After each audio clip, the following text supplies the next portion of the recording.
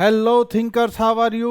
मैं फिर से आपके सामने एक वैकेंसी लेके आया हूँ। अब की बार असिस्टेंट प्रोफेसर बनाऊंगा आपको। ठीक है। राजस्थान लोक सेवा आयोग के अंदर ये वैकेंसीज निकली हैं। राजस्थान पब्लिक सर्विस कमीशन के अंडर जो आते ही हैं। ठीक है।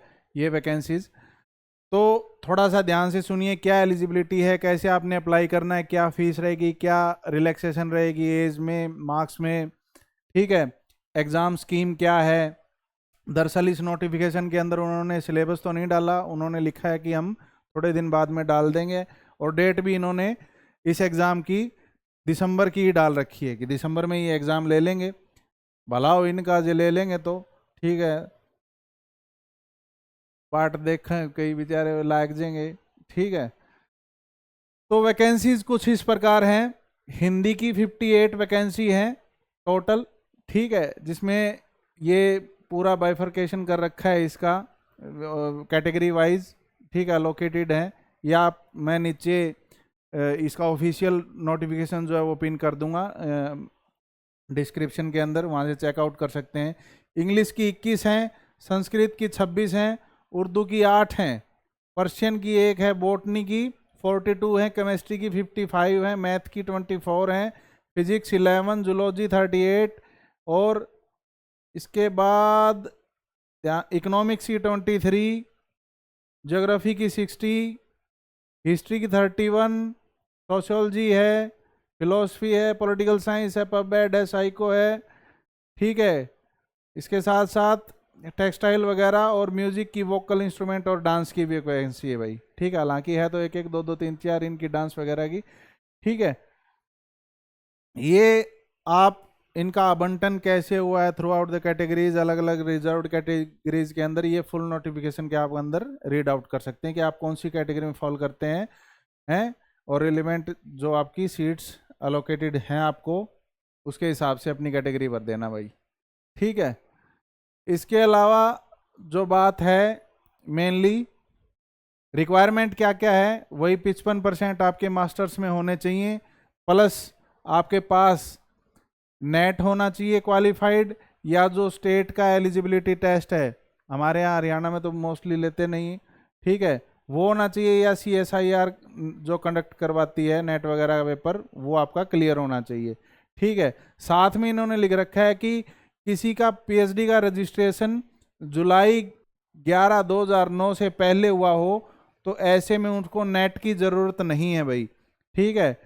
उनको सिर्फ ये चीज़ें रिक्वायरमेंट है कि PhD डिग्री जो है वो एक रेगुलर मोड में ख़त्म की हुई होनी चाहिए, और उसकी जो थीसिस है वो इवेल्युएट की गई हो 2 एक्सटर्नल एग्जामिनर के द्वारा। ठीक है। और all open PhD viva voce of candidate has been be conducted, सारी कंप्लीट हो चुकी हो। ठीक है। और कैंडिडेट ने एटलीस्ट 2 पेपर, रिसर्च पेपर जो है पब्लिश किए गए हो PhD के वर्क के ऊपर, out of which at least 1 is in refereed journal. ठीक है। एक एलिट जर्नल के अंदर पब्लिश हो। ठीक है। सेकंड, इसके अलावा क्या बोल रखा है कि कैंडिडेट ने 2 पेपर जो है प्रेजेंट किए हों सेमिनार कॉन्फ्रेंस के अंदर, जो कि स्पॉन्सर्ड हो या सपोर्टेड हो किसके द्वारा, UGC के द्वारा या CSIR के द्वारा। ठीक है। ऐसे कैंडिडेट को नेट की जरूरत नहीं है भाई। ठीक है। और इन रिक्वायरमेंट के अलावा और क्या चल जाएगा, PhD डिग्री हो फॉरेन यूनिवर्सिटी से। ठीक है। By any one of the following, जो है कि करली सिमंड्स है एक। ठीक है। द टाइम्स हायर एजुकेशन है, या the academic ranking of world university के अंदर जो टॉप 500 के अंदर आती हो, जैसे कि संघाई जियाओ तोंग यूनिवर्सिटी है संघाई की। ठीक है। इससे अगर किसी ने PhD कर रखी है तो उनके लिए नेट की ज़रूरत नहीं है। ठीक है। इसके बाद क्या है, जो आपका 28 से 30 जो क्रमांक में जो नोटिफिकेशन के अंदर जो पोस्ट पड़ती हैं, यानी कि इंस्ट्रूमेंटल म्यूजिक, वोकल म्यूजिक और डांस की। ठीक है। उनके लिए क्या बोल रखा है, या तो जो ऊपर की रिक्वायरमेंट है वो वाली हो, या इनके अलावा इन्होंने एक बात और बोल रखी है भाई कि आप किसी ऐसे बड़े जो कलाकार हैं उनके शागिर्द हो, जैसे और लिख रखा है कि ट्रेडिशनल और professional artist with highly commendable professional achievement in the subject concerned having a bachelor degree who has bachelor degree हो और बहुत अपने फील्ड का धुरंधर आदमी हो, इसके साथ साथ क्या हो, studied under a noted reputed traditional master या आर्टिस्ट।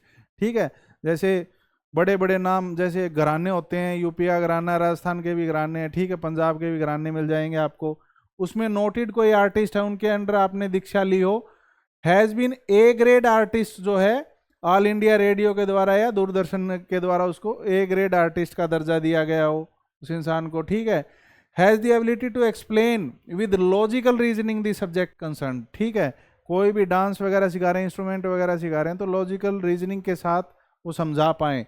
ठीक है, और एडुकेट नॉलेज हो थ्योरी की और इलुस्ट्रेशन करने की, डिसिप्लिन को। ठीक है, मतलब जो हारमोनियम बजाना सिखा तो तरीका सर नहीं कि भाई तुम बजा ले यार मैं थोड़ी बीड़ी पिया हूँ, ऐसा उस्ताद नहीं चाहिए। ठीक है, इसके अलावा मेनली आपको देवनागरी का पता होना चाहिए भाई। ठीक है, 5% की रिलैक्सेशन मिलेगी आपको अगर आप हो मास्टर डिग्री के अंदर, 5% की रिलैक्सेशन मिलेगी मार्क्स की अगर आप बैकवर्ड क्लास से हो। ठीक है, या फिर पीडब्ल्यूबीडी कैटेगरी से हो। ठीक है, इसके अलावा हाँ, ये एज के अंदर छूट है, जो मेल कैंडिडेट है शेड्यूल कास्ट से, शेड्यूल ट्राइब से या फिर बैकवर्ड क्लास से। ठीक है, इकोनॉमिकल वीकर सेक्शन जो है राजस्थान स्टेट का, उसके लिए 5 साल की छूट है। इसके अलावा जो वीमेन कैंडिडेट है बिलोंगिंग टू जनरल कैटेगरी, भाई जनरल कैटेगरी की जो वीमेन्स है उनको भी 5 साल की यहाँ पे छूट दी गई है। ठीक है, इसके अलावा जो वीमेन कैंडिडेट हैं शेड्यूल कास्ट की, बैकवर्ड क्लास की, डब्ल्यूएस कैटेगरी की, उनको 10 साल की छूट है भाई। ठीक है, इसके अलावा जो विडो है या डाइवर्सी वीमेन है उनके लिए कोई भी अपर एज लिमिट नहीं है, उनके लिए कोई भी अपर एज लिमिट नहीं है। ठीक है, और इसके अलावा क्या है, इसके अलावा है that the upper age limit mentioned above shall be 50 year in the case of reservist, namely the defense service personnel transferred to the reserve category।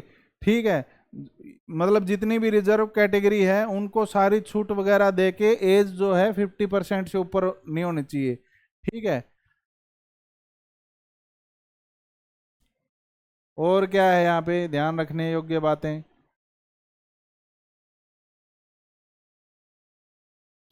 हाँ, the upper age limit mentioned about shall be relaxed by 15 years. किस case में 15 साल तक छूट दी जाती है, किस case में, in the case of substantive teacher in the education department of government and the panchayat samiti subject to the limit of 3 chance. 3 chances तक जो है यहाँ पे रिजर्वेशन क्लेम कर सकते हैं, 15 साल तक की रिजर्वेशन। ठीक है, छूट, सॉरी। ठीक है, इसके अलावा अगर हम बात करें,